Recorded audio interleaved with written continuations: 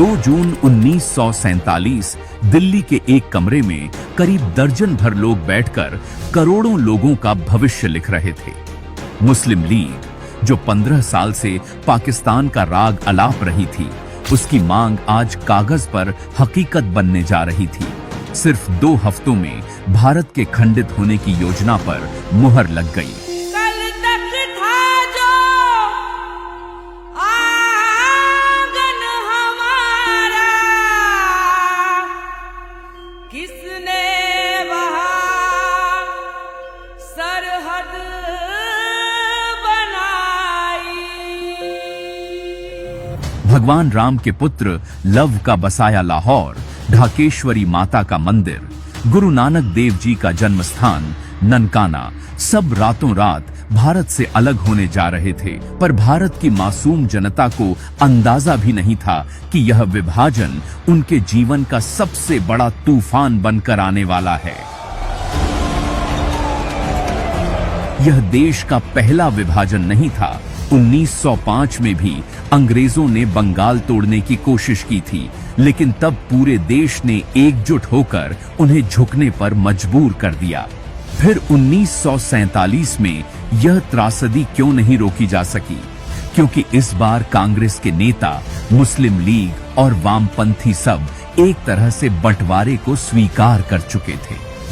Communist Netaji अधिकारी ने तो 1940 में ही पाकिस्तान की मांग को मुस्लिम राष्ट्रीयताओं का आत्मनिर्णय कहकर समर्थन दे दिया था। और जब सर रेडक्लिफ, जो भारत पहले कभी आए भी नहीं थे, उनको सीमाएं तय करने की जिम्मेदारी मिली, तो महज 3 हफ्तों में सदियों से जुड़े लोग, गांव और शहर 2 देशों में बांट दिए गए। दरारों को फूंक के बढ़ने दिया, एक माँ के आंचल को चीर दिया। 1.5 करोड़ लोग बेघर हुए, 10 लाख से ज्यादा लोग मारे गए, हजारों महिलाएं अपहरण और बलात्कार की शिकार हुई। जो हवेलियों में रहते थे, वे रातों रात रिफ्यूजी कैंपों में आ गए। सड़कें, खेत, कस्बे सब लहूलुहान थे। पर इस दर्द को कभी भी आधिकारिक रूप से याद करने की कोशिश नहीं हुई। न स्मारक, न स्मृति दिवस। अब 14 अगस्त को हम विभाजन विभीषिका स्मृति दिवस के रूप में मनाते हैं, ताकि उस पीड़ा, उन बलिदानों और उस बंटवारे की आग को याद रखा जा सके। जैसा अटल जी ने कहा था, टूटे हुए भारत को फिर से अखंड बनाएंगे।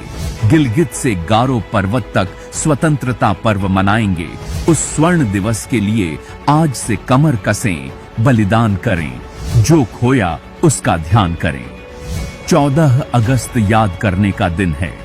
इतिहास में हुए इस काले अध्याय को भुला देना हमारे देश के लिए अपने खून का एक एक कतरा बहाने वाले स्वतंत्रता सेनानियों के बलिदान को भुला देना होगा।